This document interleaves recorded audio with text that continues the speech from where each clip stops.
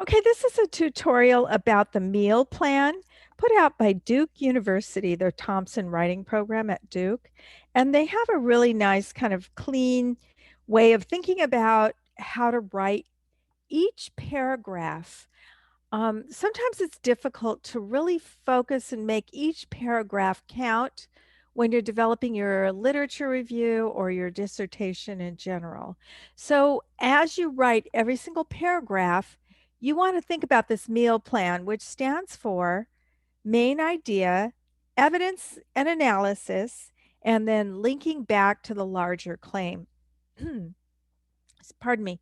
So you want to start with kind of what is the main idea of your paragraph? How does that get you further? How does it get your reader further in understanding what it is that you want them to kind of take away? What are the big takeaways from what you're writing? Okay. And then the evidence and analysis. So how after your main idea, what proves what you're saying? What proves your argument or your idea? And what is the analysis around that? Is what you're is the proof, how do you connect the proof? How does that make sense to your bigger point?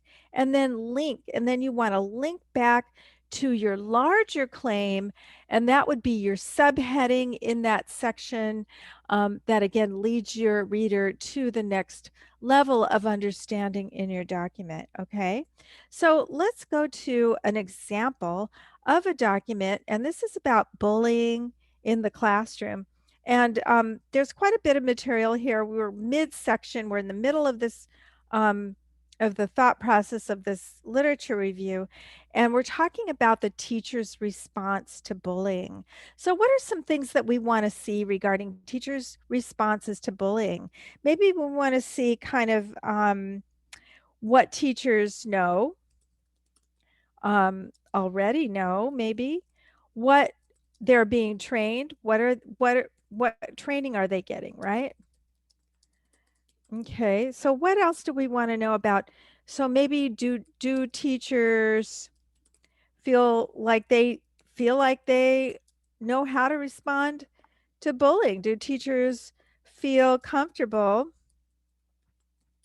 in that they have enough knowledge, right? So one of the things that you want to do is before when you have an overview or a header or a subheader, you want to think about what are your key points here? What is it that you want to really let your reader know? What else? Okay, so what training are they getting? What do they already know? Or maybe just kind of yeah, what do they already know? Are they getting additional training? Are they comfortable with the training that they have? Maybe not only that, but what are they doing? What are the strategies that they are using? Right? So what they already know, maybe what are the strategies? Maybe that might even be the same argument or the same kind of key point, right? But what training are they getting? And do they feel like they've got enough knowledge in that training, right? So if we start out, we want to say this section introduces, you want to say something like, teachers are responding to bullying with the skills they have and what they know. Here's some of the examples of the strategies they're using, but maybe they don't feel, maybe then we jump over here. We go, do they feel comfortable in those strategies? Maybe that's the next thing. Maybe they don't feel like they have enough skills to respond to bullying. And here's the training they're getting, right? So we would want to start out with kind of an overview. Teachers are responding to bullying as best they can. How do they, maybe something like so they have some strategies for responding to bullying, but many of them feel like they don't have enough knowledge. So your first paragraph introduces this entire section, the key arguments. Here I've got three key arguments to this section. This is what your introductory paragraph is meant to do. And this is where you think ahead. What are my main arguments that I have here for this section? Okay, so that's what the first paragraph is meant to do. Then we start going into, so now we're jumping into the interventions. Interventions include, so the key point of this paragraph is, what are our strategies that teachers are using for bullying? Okay, so I'm going to go ahead and I'm going to highlight that like that. And that is my key point for this paragraph right there. Okay, so now they're talking about what teachers are doing, what strategies are teachers doing.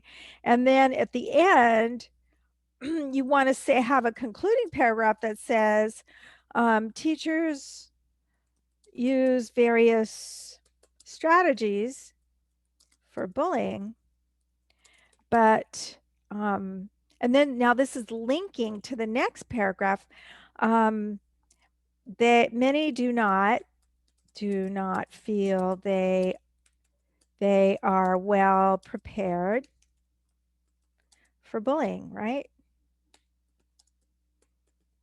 Right. So now we're linking to the next paragraph. Now, so the next paragraph, so here's the strategies they're using. The next paragraph is, what are they being taught? Okay. So now in this situation, we're not going to that next argument that we have over here that we want to lay out in our rationale. Okay.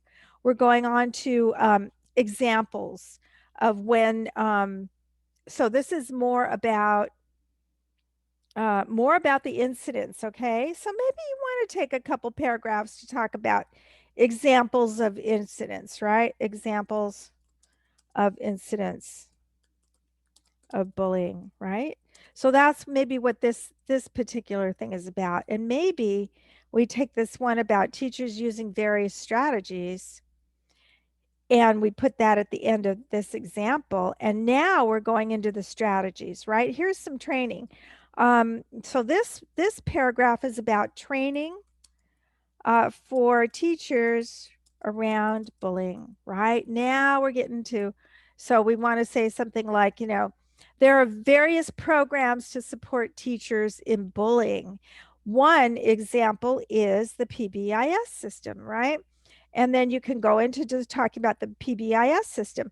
But then what are other examples? We need to, one is not enough. What are other trainings that are being implemented in schools today, right? Right? That's not enough. We need more than that in the lit review, right? We're supposed to be experts in this subject. So we need to know more about what else is going on out there. And I would say maybe 2 more paragraphs, maybe 3 more, what else is going on out there? There's a lot of stuff going on out there. There's philosophies around bullying, there's theories around bullying, and this training addresses bullying from a behaviorist perspective, right? Right. So you kind of want to you want to be a lot more knowledgeable about the trainings that are out there and kind of what's going on, right? And then your concluding paragraph sums up your key arguments here that you addressed at the beginning, and then you sum them up saying, something like, teachers are doing the best, but they feel like they don't have enough skills and training to respond to bullying. The PBIS training seems to be very promising. And but and we'll talk more about the PBIS training in another section, maybe into strategies for addressing bullying would be another section, right? So that's kind of where we're going. You want to think about what is it that you want, what are your key arguments for each of your subheaders, and then have, a couple of these need additional paragraphs. Break these out, think about what are, do I have some subheadings around these strategies. For example, maybe under strategies, I've got the PBIS and I've also got the behaviorist, um, where they, they sit in the principal's office all day long, right? And maybe there's another strategy where they, you know, community, where you get the parents involved and the kids involved. I don't know, right? So you really want to plan out each section, and then you create a paragraph around each of your key arguments and points. And then what you say in that paragraph is only about that key argument that you have in mind. Okay. So hopefully that's helpful, and you know where to find Dr. Warren if you have any questions. Thank you.